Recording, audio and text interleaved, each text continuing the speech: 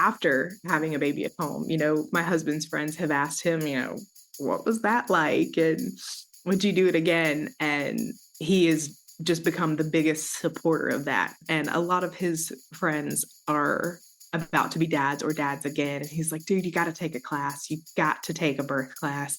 Try this. You need to look into this. Check this out. Delayed cord clamping and this. And it's wonderful to see him just be so not just pro home birth, but he loves talking about. He'll tell strangers at the grocery store, like, "Oh, your baby's so cute." And he's like, "Thanks, my wife had her in the living room." So he's so proud. I'm like, "Yeah, I did have her in the living room." I Um, love that. Hi, I'm Kayla Heater, follower of Jesus, wife and mother of 5 children, Christian childbirth educator and doula, and your host of the Surrendered Birth Stories podcast, where we share God-centered birth stories, evidence-based birth education, and our pursuit of surrendering our birth plans to God. Let's get started.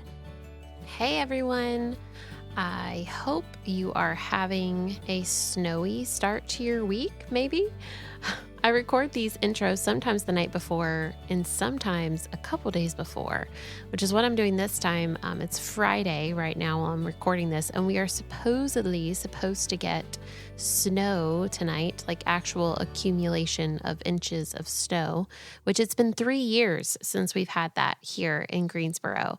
So my kids are super excited, like so excited. I had to go pull the snow stuff out of the attic last night to make sure we actually had clothes that would fit everybody because, everyone's grown significantly since 3 years ago. So we did have to go get Brinkley, our oldest, some new boots or snow boots that would fit her feet. But everyone else, I was able to sort of patch together something that's going to work regardless. Even if my boys are in a little bit of pink or purple or teal, it's going to work. So always buy gender neutral stuff. Just always buy gender neutral because you don't know what's going to happen and who's going to get passed down what.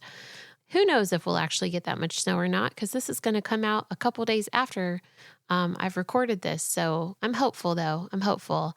My 5-year-old keeps asking me to make hot chocolate, and I said, I'll make hot chocolate when it snows. And then, of course, every flurry that came down in the last couple of weeks, he's like, can we make hot chocolate now? And I'm like, no, real snow. You go out and play in the snow and make snow angels and make a snowman and go sledding. Then I'll make hot chocolate. I have a feeling I'll be making some hot chocolate tomorrow. But guys, I got to start with another group of expecting parents, a childbirth class last week. It's always fun just to see new parents and sometimes repeat parents just learning so much about birth. I love it. We got a good group in there. This is my winter class for spring babies mostly. I think we do have a February due date, but most of the babies are due March, April, May. And then, believe it or not, y'all, it will come quickly. Our next class, I offer once a quarter. So our next class is going to be in April. So my spring class for my summer babies. So if you have a June, July, August due date somewhere in there, maybe super late May or maybe really early September, but mostly just June, July, August. If you have a summer due date and you would like to take our comprehensive childbirth Christian course here in the Triad, please reach out to me. Let me know. Or if you know somebody who's pregnant and due this summer and you think this class would be great for them, let them know and reach out to me so we can start getting our roster together for the spring, which is the class is only a couple months away. It's just always good to plan ahead. So I wanted to let you know that is coming up, just to get it on your radar for anyone who has a summer due date. All right, let's jump into this week's episode. Homemaker, homestead, home birth. It's all about that home sweet home. Being a first-time mom, many women, even those who are wanting a natural birth, are talked out of or scared out of having a home birth, but not Michaela. Hear her beautiful story today as she tells us how she had to give God the control for her birth daily, and what an incredibly transformative and uplifting experience birth can be, particularly when it's in the comfort and safety of your own home. Welcome to another episode of Surrendered Birth Stories. I am your host, Kayla Heater, and I have Michaela with me today. Michaela, why don't you introduce yourself? Tell us a little bit about you and your family and your life. All right. Well, I am Michaela Carolan, and I am 28 years old, and I just had my first baby at home. I am now a stay-at-home mom. I went to Meredith College, and I got my degree in business, and I was, just very excited. I wanted to take on everything. I was very excited about working and, doing lots of stuff. And then very, very quickly decided that that wasn't really what I wanted to do. I didn't like it. And I met my husband actually at work. And we started talking about wanting to, homestead and live with a lot of land. He grew up in Jersey, so they didn't have a lot of land. And my parents had just a little bit of land, just enough for a garden and, a dog and some chickens. And we started really leaning into the idea of wanting to kind of really homestead and be really far out there. And then I started learning about crunchy things and making things from scratch and being a homemaker. And that's when I really fell in love with just being at home and wanting to be at home and take care of a home and be a stay-at-home mom. And I decided that that was what I wanted to do. And luckily, that was right around the time that we found out I was expecting. So that was a perfect time to transition to staying at home. And now we have so many chickens and ducks and a cat and a dog, and hopefully we'll be getting goats in a couple of months. Oh, So yeah. getting started on it. It's a chaos farm, but we love it. So he was from Jersey, but you're from North Carolina. So where did you end up getting your land or your homestead area? Like what part? We have been very fortunate that my great aunt on my mom's side of the family held on to the family home place. And she had been renting it to a gentleman for about 20 years. And he passed away, and it was a little bit before we got married. And she's in her 80s, very spry, actually. She cleans her gutters by herself and can outwalk me. She's incredible. But she asked if we would be interested in, renting that house, and it's actually right beside her. We both have houses on the property, so it's this little 40 acres, and it's us and a bunch of chickens and ducks and This my little, great little 40 acres. Like it's like it's no big most thing. it's mostly a tree farm, so we do, we homestead around what is still classified as the tree farm. And it's great. We're hoping to, one day buy a property of our own, but it was, God's plan is so much better than what we could have figured out because we get to be close to my aunt, who's one of my favorite people. And then we have, lots of room to do anything. And we're very blessed that my aunt is very accommodating. She's like, "Oh, chickens? Sure. Ducks, goats? Yeah, okay." We had a cow over there when we farmed because this was the land that she's, you know, spent her whole life on. And so, she can show us, "Oh, down there, this is where it was a pasture for the cow. If you wanted to bush hog that and then make it a pasture, I That's wouldn't so say no." cool. So I wouldn't say no to a cow. If anything, she eggs us on. That's awesome. What a setup. That's so cool. Yeah. And to be around family too. That's amazing.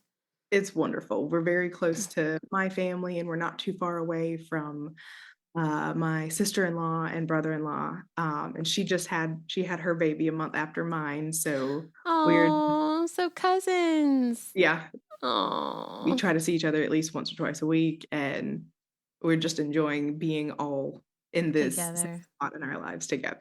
We're That's very blessed. so special.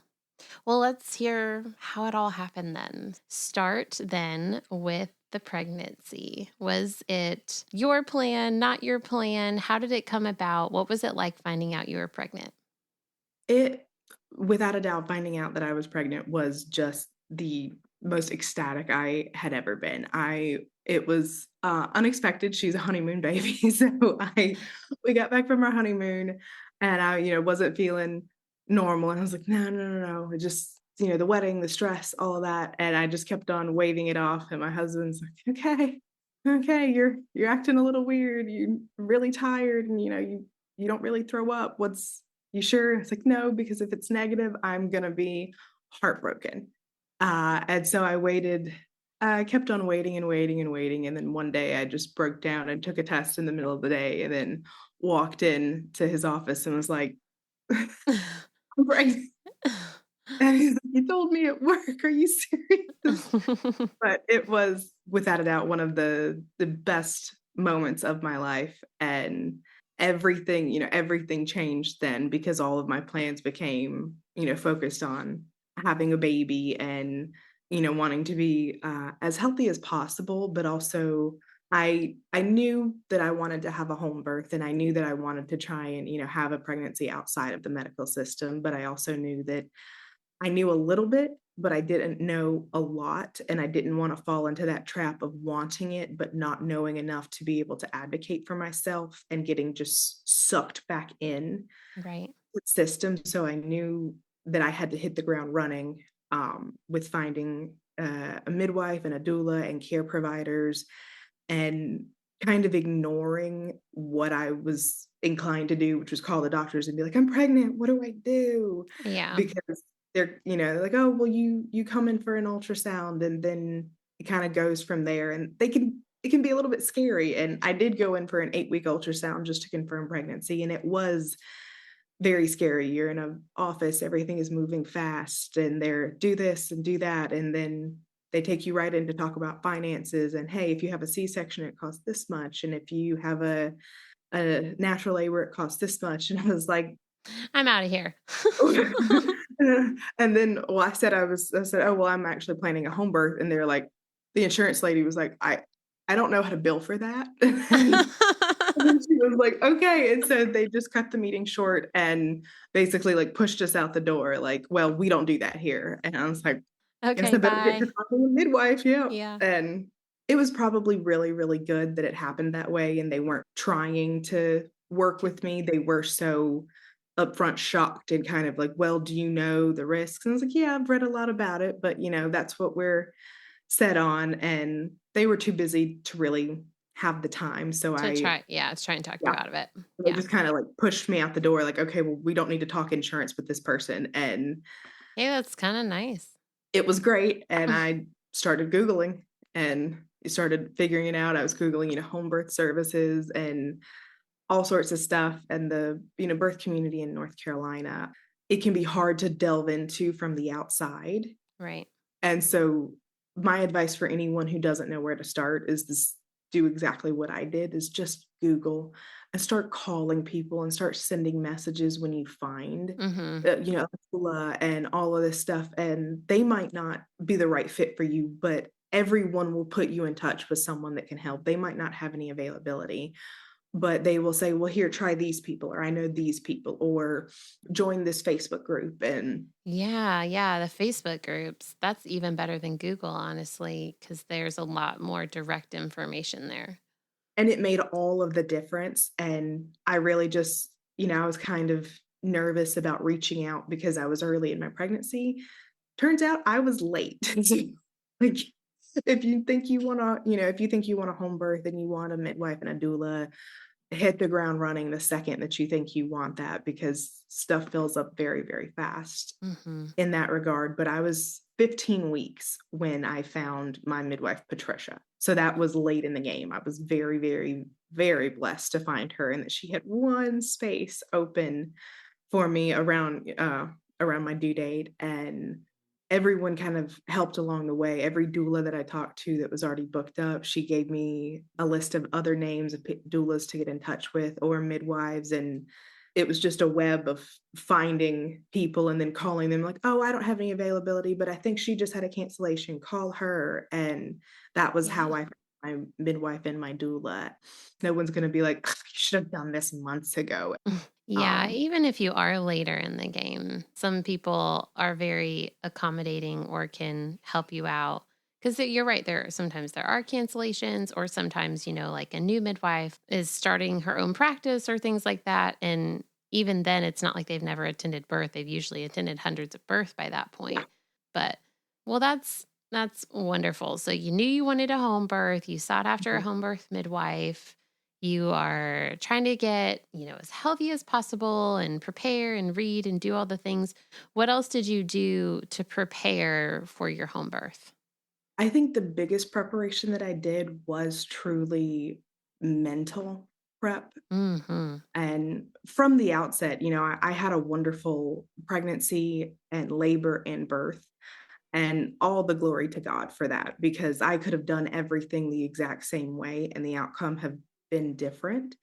And that was up to the Lord, how he wanted, this story to go and what I was going to learn from this, and that it was all going to be how it was supposed to be. And I just had to let go that I was in control. I am a slight control freak. So from the outset, I had to let go and say, I'm gonna do everything I can to do it this way, this birth that I vision that I have in my head. And if the Lord tells us that it's time to pivot or something happens and I need to be in a hospital, we will cross that bridge when we come to it. And we're just going to have faith and I'm going to keep praying about it. And I had to get to that spot over and over and over again. I would be feeling great and then I would have a worry and I would, just kind of spiral into all of these concerns and what ifs. And then I would have to come back out of it and pray a lot and find my way back to the however it's meant to be, that's how the Lord is going to make it for me, and I can't change that. All the prep in the world isn't going to change that. All of the reading and the birth plans, let's make our plans and then give it to God. Yeah. That was the best thing that I did because I would feel such peace about it, but then the doubt creep back in again and you have to do it again. So Like a daily. it was a daily thing, and, sometimes I was feeling great, and then we went to our 20-week anatomy scan, and they couldn't find the 4 chambers of the heart, and they were making a very big deal out of it, and like, "You gotta come back, we can't we can't not see this," and I was thinking, "I You guys are freaking out over nothing, let's calm down." So it freaked me out a lot. And so I just decided to cancel that appointment, the follow-up appointment and not go and pray about it and the Lord to put it on my heart if I really needed to go back. Mhm. Lord, just guide me. If I don't need to worry about it, take it off my brain. If you need me to go back in and have this other ultrasound, put it on my heart, put it on my brain. Don't let me get away from it. Please show me that that's what, we're needing to do. And I did feel very okay about it. So I tried to take that and run with it. And it was very much a daily thing. I'd have good weeks, I'd have bad weeks. I would have days where I was counting kicks for, hours on end because I was nervous and my husband was very good at being supportive but calming. And just an ongoing process of I gotta give it I gotta give it to the Lord and stop worrying about it. Yeah. Um, and that was, I think, the biggest thing that made a difference, especially in labor for me too, is saying, well, we're here, we made it to the finish line and it's in God's hands now, Michaela. Like your job is to be present in this moment and try and have a baby how you want to and let the Lord guide us where we're supposed to go. Yeah. That was really a beautiful part of it, but it was also a part that was hard. It was everyone also asks and expects assurances, people who are not familiar with birth and certainly not birth out of a hospital system. They're going to ask you repeatedly ultrasounds and does the baby look healthy and this and this and this. And they all mean well and they're so excited for you. But it's also, you have to go, everything seems healthy. When was your last ultrasound? Haven't had one, Mhm. since 20 weeks, and just let that go because they're looking for that assurance for you because they want so badly for everything to be great, but they're just more used to how a lot of people give birth, and it can shake you up sometimes, and so you just have to kinda let it go, and I had to, pray a lot and focus back on, I'm giving it to the Lord, and it's gonna be however the Lord needs it to be for me. I definitely agree with you. Like the mental preparation for pregnancy and for labor, just that's the biggest aspect of it is everyone always gets so concerned about the pain, but it's like, it's such a small part of it. It's all about what you're thinking about in your head and where your head is at. So take us to the labor then. How far along were you when you went into labor and what was it like? How did you go into labor? Tell us the story.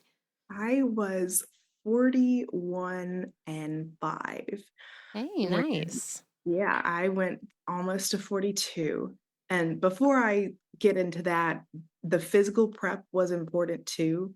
I met you taking your birth class, and that was also incredibly important for me and my husband. I would recommend everybody take your birth class, but that's not possible, but take a birth class, outside of the hospital, and not just a one-day one. Try to find one where you can really get into it, because hearing how it can go and the other options, and really spending time focusing on how the labor is gonna be, knowing the stages of labor and the different things you can do to help, what to watch for, what would be a problem, what is totally normal, what can be abnormal, and all of that helped to keep me calm, and feeling like I knew what was going on. I had at least the knowledge of, "Okay, this is early labor. This can last 24 hours. It's time to sleep." And stuff like that helps you from losing it during labor, especially as a first-time mom. I'd never done it before, and having that to fall back on, like, "Okay, this is Kayla said, early labor can last up to 24 hours. I am definitely in early And labor. beyond. Exactly, it is time to sleep, like, I'm looking at the dishes, I'm like, "No, no dishes, don't do the dishes, just relax," and that gave me more confidence, and it gave my husband more confidence, and I think it would probably help more people as well, knowing what's happening and that this pain is normal, this feeling, okay, the pain in my back or my hips and all this, and knowing how to help it all makes such a big difference, and not being terrified when it's happening. Yeah, it's that whole knowledge is power situation. And maybe not in every area of life would you go about it that way. But I feel like in this realm, especially, the more that you know about it, like in terms of what to expect and what, like you're saying, what is normal, what's maybe not so normal, like it would give you that assurance and the comfort of knowing, like, oh, yeah, this is exactly what she talked about. And this is what, and this is fine. And it's like, because a lot of times fear comes from the unknown and not knowing what to expect or not knowing, is this normal or is this not normal? But when you know, like, oh, yeah, we already talked about this, it's like you can breathe easier knowing that, like, oh, yeah, I got this. I know about this. We talked about this. I'm ready. Right, and you can fall back on that. I loved that your class actually had a binder. I literally had that binder with me while I was in early labor going like, "Oh, yes, I remember this. Okay. Oh, yes, let's get the birth ball. Let's do this. Let's try the counter pressure." And the knowledge really does help in, a brand new situation that you don't know how long it's gonna last, Mm-hmm. um, to work your way through and step by step and try lots of other stuff. And in the lead up as well, since I went to 41 plus 5, I was by the end of it, I was doing the mile circuit, like, twice a day. Mm-hmm. And, the dates, the red raspberry leaf tea, Mm-hmm. um, I was doing all of the things because I wanted to be prepared, but I was also very much ready to go into labor and no longer be pregnant. Right. Uh, As most people are that far in the game. yeah, by that time, I was, everyone's kinda like, "Baby," and send them a picture of my stomach. "No, no baby yet. Leave me alone." Oh, yeah. I turn off Uh, my phone at the end. yeah, yeah, and we told everyone, we gave them a little range, like, in between, like, late June, early July. We should have just said, sometime middle of July, and, so by the time people are asking, the baby's been there. That was a slight mistake that we made because come June 20th, people were like, it's late June. And I'm like, Where's your nope. baby? Yep. That was a mistake in retrospect. But You live and you learn. I always say give people a due month or a due season instead of a due date. So say if you're due like, October 10th, you can say like, "Oh, we're due sometime around Halloween." You know what I mean? Mhm. Like just sometime in the fall, like late fall. And then when you don't give them a date, they're not as concerned about you going quote unquote late. And it doesn't really stick in their minds as much. They're like, "Oh, Halloween, sometime around Halloween," and that can be like a 4-week window, 2 weeks before, 2 weeks after, Right. and that would be something that in the future we would do differently just to kind of foster the calm environment around, me about to go into labor and enjoying the family time, but that would definitely be something that I'd recommend anybody do is season or birth month maybe, and avoid that because when you're wanting to go into labor and or just feeling very terrible, you really don't want to answer Aunt Susan about that right now. Yes. Okay. So you're 41 and 5, which in my class we teach the average first time mom goes to 41 and 3. So you were kind Mhm. of right around there. Yep. 41 and 5, how did things start? I had a certified nurse midwife, so I was starting to get a little bit worried about risking out of her care. And we got along great. She was phenomenal. I'd use her over and over again. And because she's a certified nurse midwife, she could not attend a birth if I had gone past 42 weeks. She would lose her license. And we knew I was right there. So we were kind of like, oh, well, what are you going to do? And I finally just said, okay, what about the midwives, bro? Are we there? And she said, I'm not going to push you. It's entirely up to you. And I was starting to feel what I think were the very beginnings of contractions. Mm-hmm. And I was a little impatient. And I'd been talking to my midwife about it. I was like, okay, I think I'm just going to take it. And she's like, okay, well, if you do, you need to let me know when you took it. I took it and then went to sleep because I was like, we're going to nap, especially if I'm about to go into labor. Did you take it Uh, during the day or at night? I took it at about in between 10 and 12 in the morning. Okay. I was supposed to take it earlier, but I had fallen back asleep. So I was a little bit late on that. And then I went to sleep and didn't feel great, but I wasn't feeling anything labor. And then I woke up about 1 or 2 p.m. and I was like, I think I'm having contractions. And I was like, okay, well, if I'm starting to go into labor, I want to take a quick shower because, I might feel a little bit gross afterwards. And then we're just going to try to calm down. And in the shower was when I really started feeling them. There was no gradual progression. I was having contractions. Yeah, the So midwife's brew can do that sometimes. it was pretty intense. Would I do it again? Not unless probably not at all. Because it was very intense, but I was definitely extremely close to going into labor, which is why it worked so well for me. If I had been days and weeks away from it, that would have been agony. And I wouldn't do it again because it definitely does add a layer of pain to your contractions. The contractions weren't what hurt, it was the feeling that right there at my stomach that my stomach was going to like fall out of my body. But it did subside very quickly as the contractions took over. And I was in early labor until about midnight. So my contractions really kicked off at about 2 p.m. By about 3, I was really starting to feel them, and I let my midwife and my doula know. And my doula was actually, unfortunately, she was at another birth. Was a second for another birth. So she was like, okay, well, let me know. Kind of like slight panic, and Yeah. I had very, very steady contractions, so I was going from the couch to the birth ball to sitting on the toilet, and I was just kinda making that little circuit, and they were pretty intense pretty early on, and I was extremely silent, and for anyone that knows me, that was that's extremely rare. That's not something that I do. And my husband was very freaked out by that because for about the 12 hours that I was in labor, I said like water, pressure, thank you, and stop.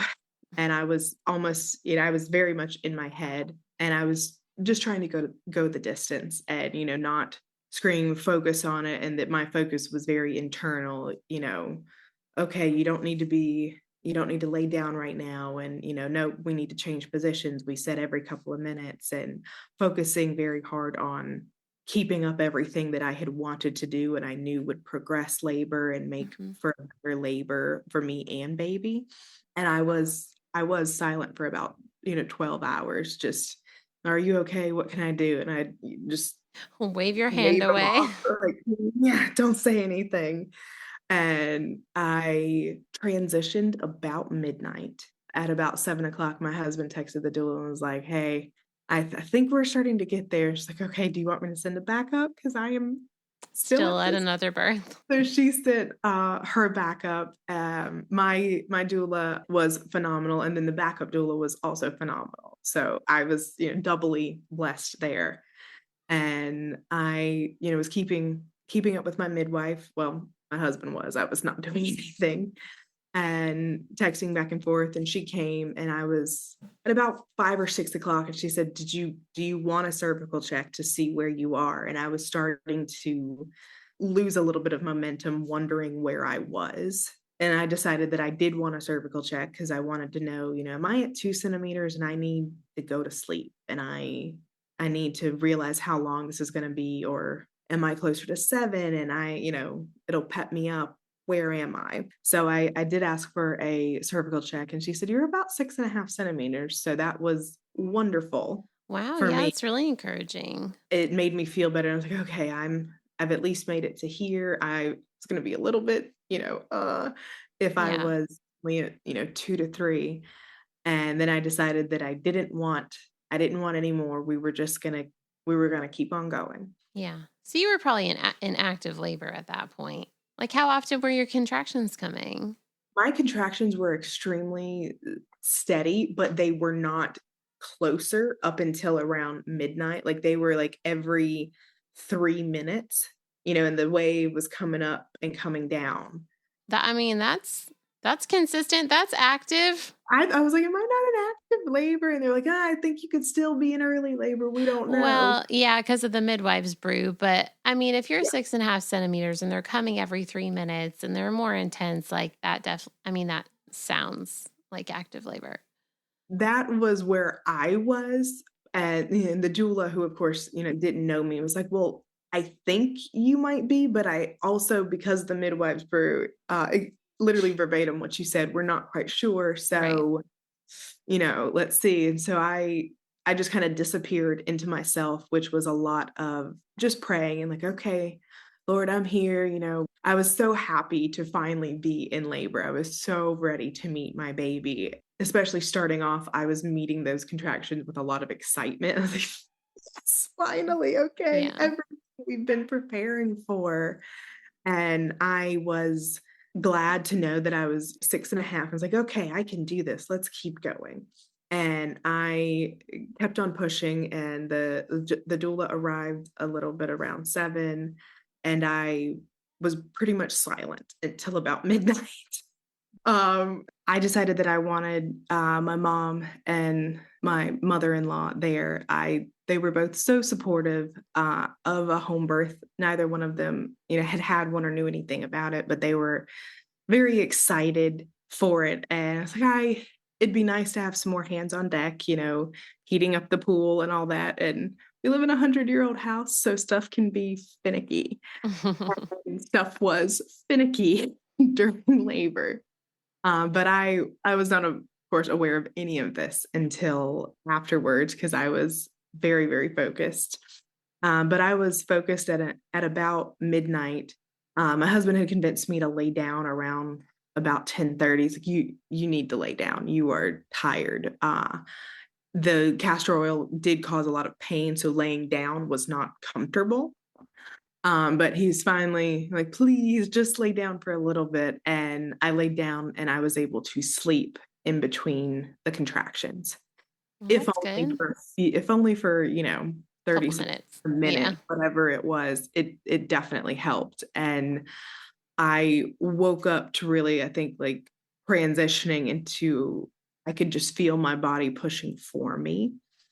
And I kind of woke up and, I was feeling the surge and kind of tensing up with everything. Like I'm pretty sure I'm pushing. I can't even help it. And the doula was getting a little bit of rest in the nursery, and then my husband went and woke her up. And she's like, "Yep, it's time to call Patricia. She's knocking at the door right there." Oh, wait, so Patricia wasn't there anymore? She wasn't there. She had gone to her parents' house. She's like, "Okay, I you're at 6.5. I'm gonna go to my parents. I'm 10 minutes away. I'm gonna sleep and set up some stuff, and you call me when you want me to come back, when you think Right, it's okay, because we didn't know how long it was gonna last, and your right." doula was there, so Yeah. okay. So you were just gonna call her when it was closer. Mhm. And she was right down the road, like 12 minutes away, so she could zip on up here. And the midwife Alexandria called her. She's like, "Yep, I will be right there."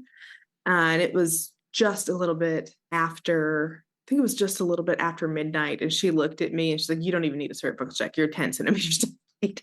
You're and so we had already prepared the birth pool in the living room, but we hadn't filled it up all the way with water. And we have a teeny tiny hot water heater. So Yeah. we were having to, heat it up, and then the water was cooling too fast. And, we just could not get it hot enough. And so I was laboring on my hands and knees on the bed, and my mama and my mother-in-law were boiling water Mhm. on the stove, and then they had the electric kettle going, and then they also had the hot water heater as long as it was full, putting water in. And they did that for probably a solid 20 or 30 minutes, and they got it at the right temperature. And I was ready. It was almost, I think it was after 1 at that point. The midwife got there, and the timeline for me is very hazy because I was full on in active labor. And the sleeping had helped. I felt so much better. I felt like I had energy, and I was ready to go and finish this. And they said, "Okay, you can get in the pool now." And I had been asking since probably like 8 p.m. to get in Mhm. the pool. I love water. I spent half my childhood in the water. I love the water, and I was dying to get in the water. But you don't want to get in the water too fast and, Slow it stall down. out or it get cold. So I was like, "Yes, get me in the pool."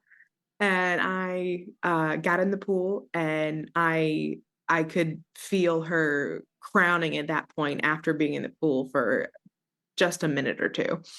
And I had my husband, he was right in front of me, and I was holding over the side of the pool. And he was holding a fan on my face, and everyone's kind of like, I think she's going to have this baby in like the next couple of minutes. And my midwife called her assistant, and she's like, "Oh, I'm like 10 minutes away." He's like, "Hurry, Mm. hurry quickly."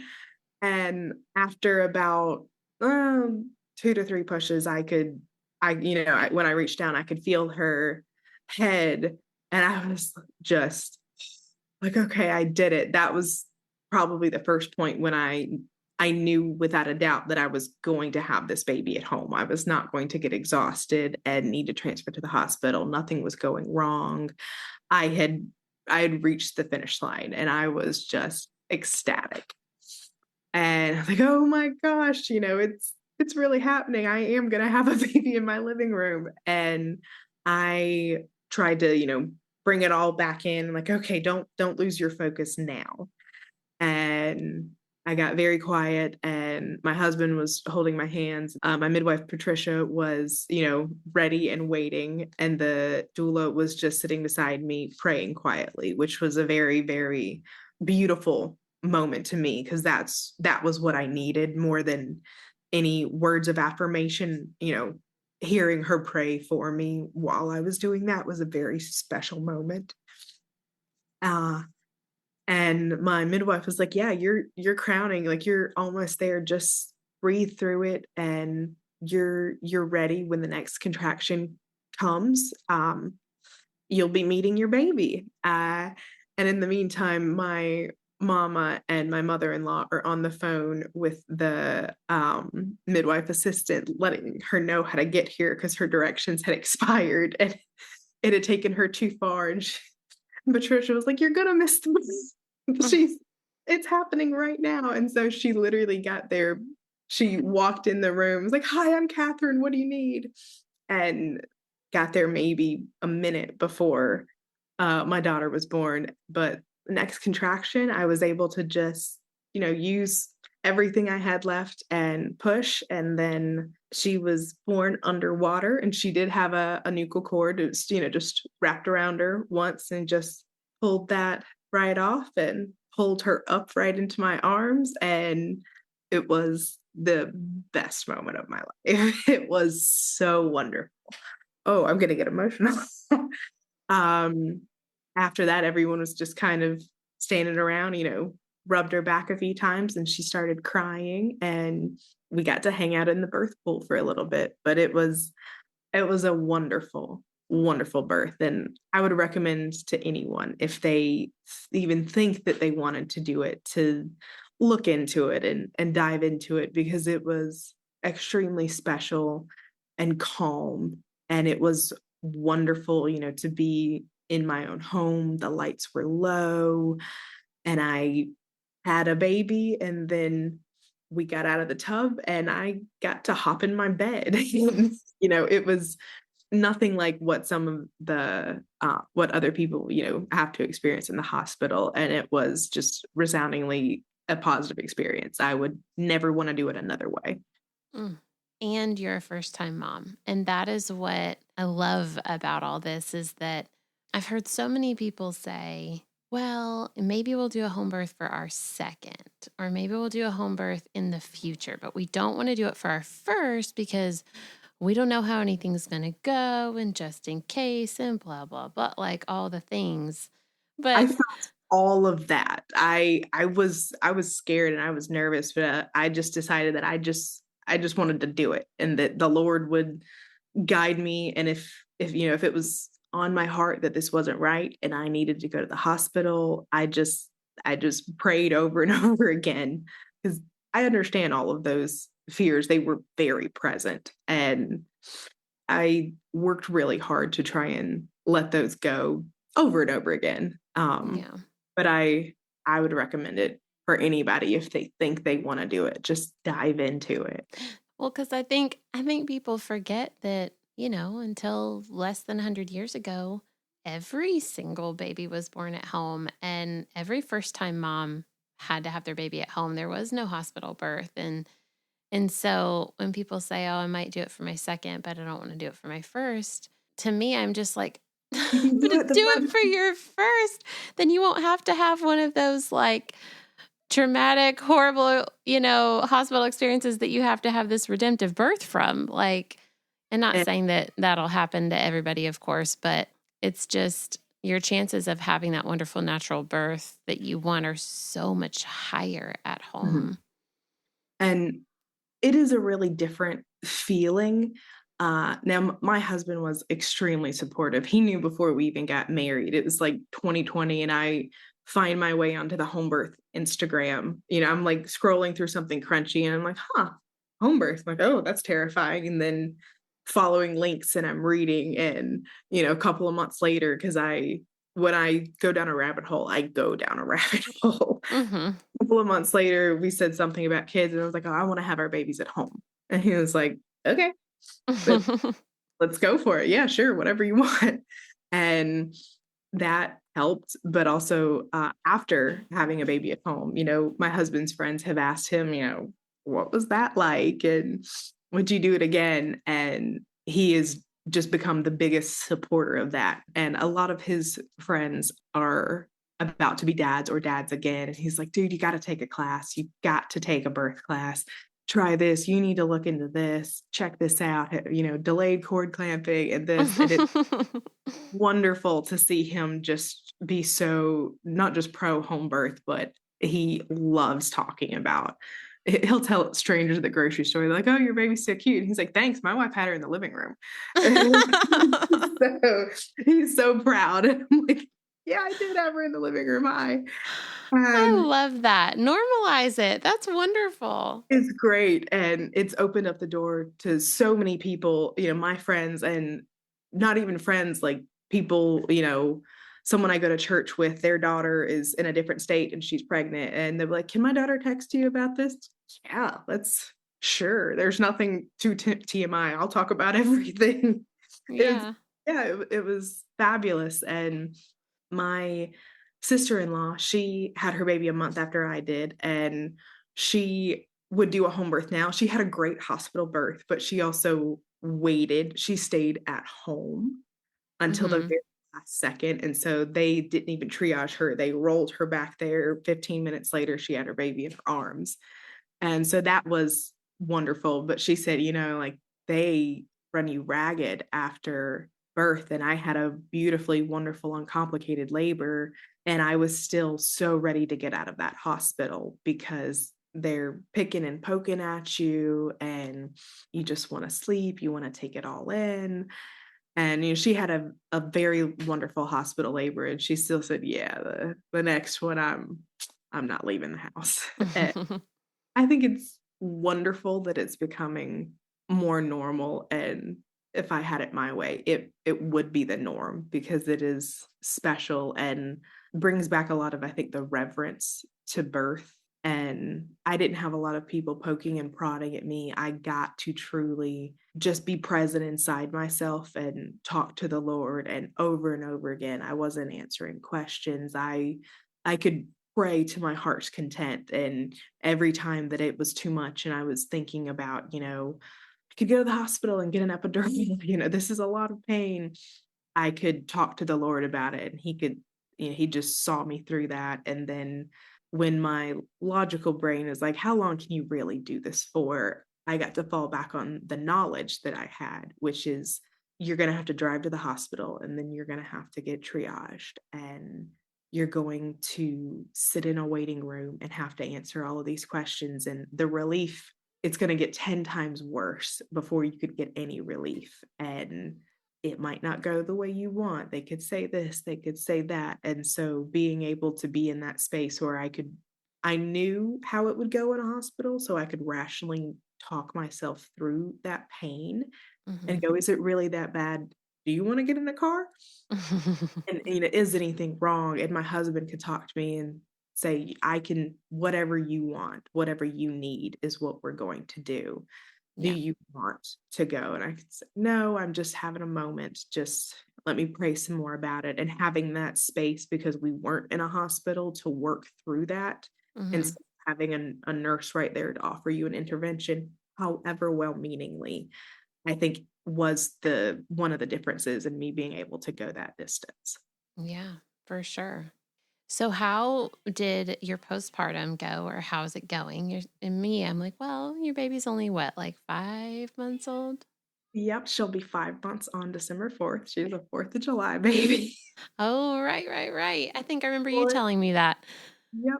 I told my Um, husband never allowed to guess due dates again because he wanted a 4th of July baby. you're like, that was too late, please. That was a little bit too late. Thanks. How's breastfeeding going? Breastfeeding is going wonderful. I, again, tried to do a lot of research about that.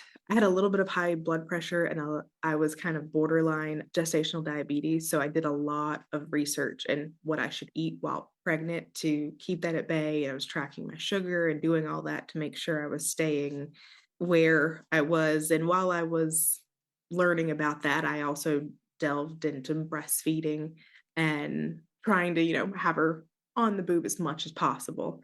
And then my doula was also actually a lactation consultant. So I did go ahead and book in with her so I could start learning stuff right away. And I could figure, she taught me what a good latch looks like. And you don't look like you're comfortable in that position. Let's find a different breastfeeding position. And having that, I think, made a lot of difference. I've read a lot and you have the diagrams of, what a good latch looks like and all of these things, but it's still very different than having someone in your house going, yeah, see, the lips are flanged like this and that. Mhm. And your baby's in a correct position, and I would recommend a lactation consultant for everybody if you wanna Mhm. breastfeed, just on the outset, just plan on that, have it have them on your radar so that you can call them when after you've had the baby and everything is ready, because it is natural and normal, and you kind of have some instincts, but you still wanna check your instincts and Yeah. make adjustments, because I know what breastfeeding looks like this, but that hold didn't work for me, so I tend to do, like, the football hold, and I didn't know exactly how to do that, and they're just a very reassuring figure to have, and especially because people will be like, "Oh, well, do you want to supplement with formula and all that?" And before you worry about that, just get a lactation consultant, and most of the time, you're not doing anything wrong, baby's just getting used to stuff. Yeah. Mm. Yeah. I mean, it's always good, like what you did is like learning about it ahead of time. And like we talked about it extensively in class, and you read about it and you did your research, which I always tell everyone in the class. I'm like, you still need to do your own, homework and research at home too, because there's so much of this to learn. Um, but it's like that way when it is reality and when the baby is there and you are nursing, it's not the first time that you're learning about it. It's Right. like you're remembering what you've learned and you can apply the knowledge. And a lactation consultant is very good at being able to help, pinpoint any weak spots or any issues and help sort of get those out of the way quickly instead of it, spiraling down and compounding into a really big problem that then has to be fixed in maybe other ways that could have been prevented.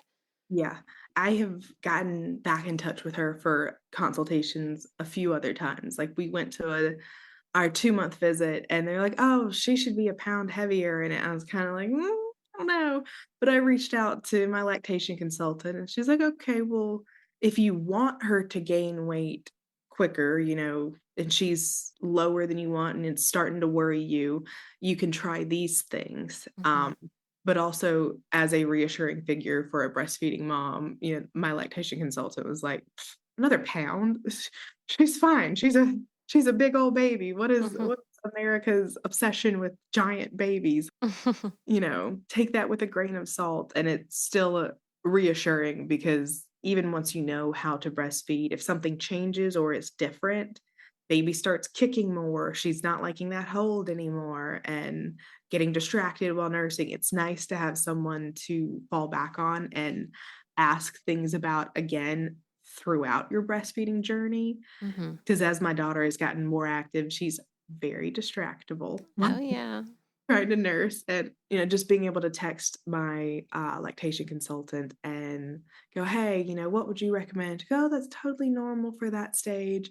Try a darker room, and, Hmm.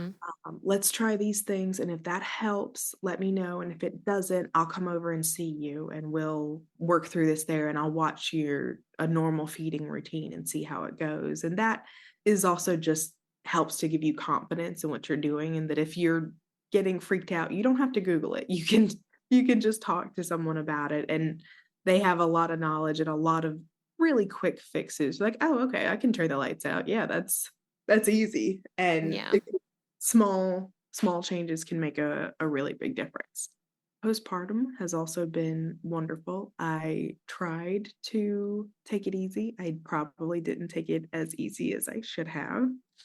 And I am definitely guilty of trying to do more than I should, and I have to remind myself just to enjoy this time, and that, the dishes are gonna be dirty, and yeah, the floor could be vacuumed, but she's only gonna be a baby for a very short while, and just to take it all in and enjoy it and not worry about stuff. And also, I'd recommend not going out. Like, I I love staying at home, and I definitely tried to, like, do outings too early on. Hmm. Like, "Oh, well, let's just do this," or, "Oh, well, we can go to lunch with my friends, and I'll just bring the stroller and this and that," and, whew, that's too much. Just, take it, and for some people, it might not be, but I tried to get back to normal into the swing of things a little bit too early, and I was humbled.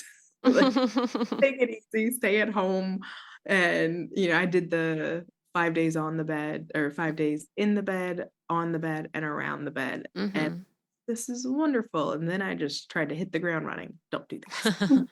Yeah, you need to Right. ease out of that. Ease out of it.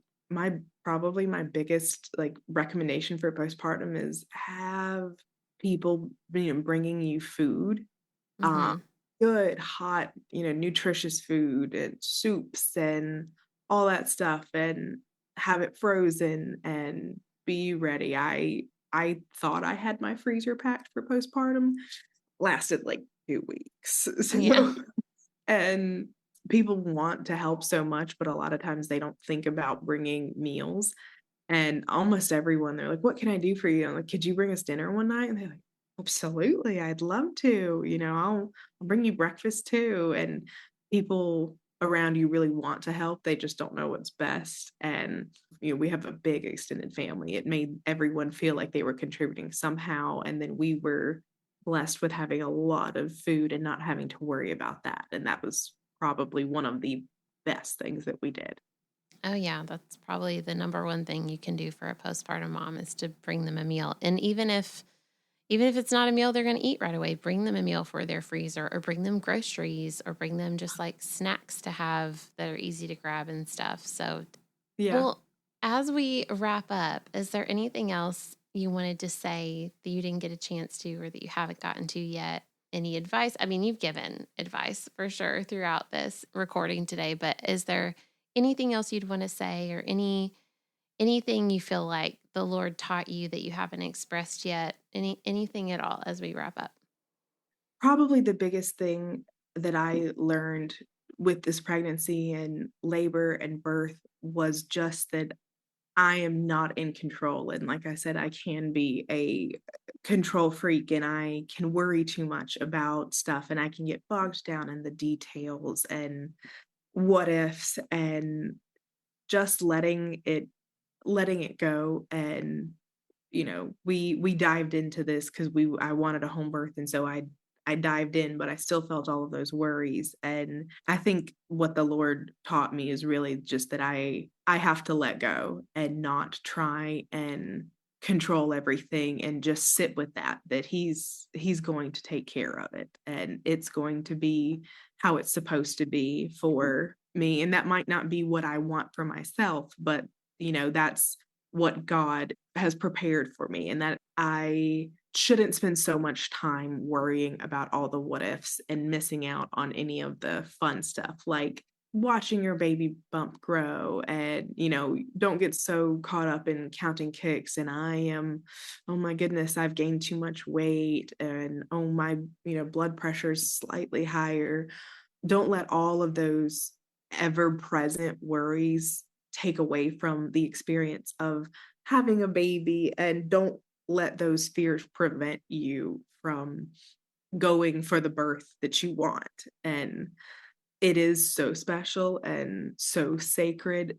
That was one thing that I never really heard women in my life talk about. They talked about it being painful or how thrilled they were to have their babies, but they never talked about coming out of birth feeling different and feeling like proud of themselves, and like they had achieved something incredible, and that they felt closer to God, and so blessed that he had seen them through that. And what a spiritual experience it is having a baby and giving it all to God and letting it go, and being, doing what God has brought us forth to do, which is to have children, and how special and spiritual and sacred that can be. And I think that that's missing a lot. And that, for me at least, having a home birth is what made me get to have that experience. And that it is one that's probably not talked about enough, is that you can leave your birth feeling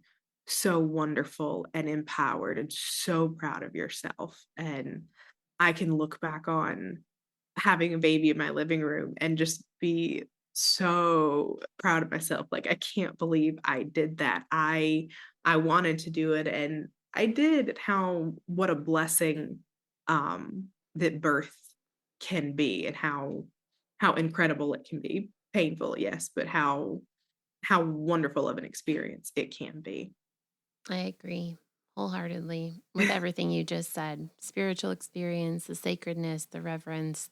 And I want that for all women. It really, when I think about it, it pains me a lot to know that so many women and women in my family, because I've talked to a lot of them about birth, never got to experience that. They feel like they're like, okay, we made it out of there instead Right, of we survived birth instead of we surviving. got to thrive in it. Yeah.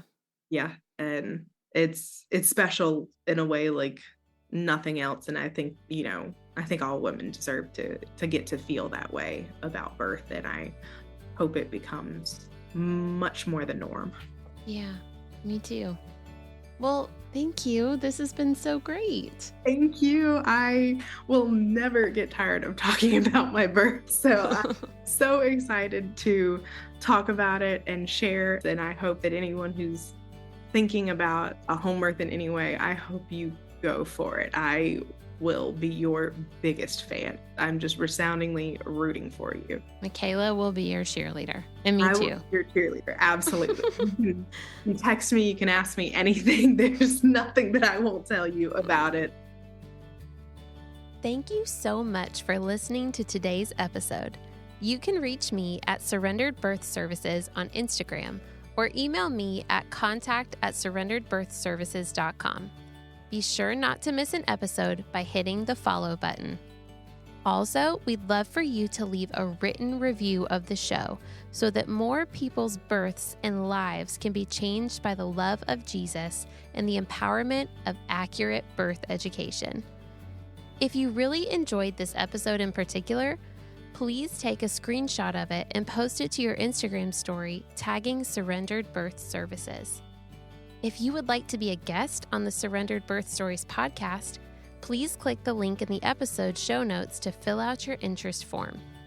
Also, if you're interested in taking my childbirth classes, birth consultations, or having me as your birth doula, please click on the link in the show notes to take you to my website for online and in-person options. Just as a reminder, this show is not giving medical advice, so please continue to see your personal care provider as needs arise. We hope you have a great week, and remember, learn all that you can, make the best plans, and then leave it in God's hands. I will never get tired of talking about birth. And I think that's the case for so many people who have home births, is that they realize it is more than just having a baby. It is this experience. And once you go through it, you want that for everybody. You're like, oh my gosh, if you only knew just how amazing this is, you would want it too. It's amazing. You're just sitting there and you're like, you gotta try it. Yeah. I promise you, you won't regret it.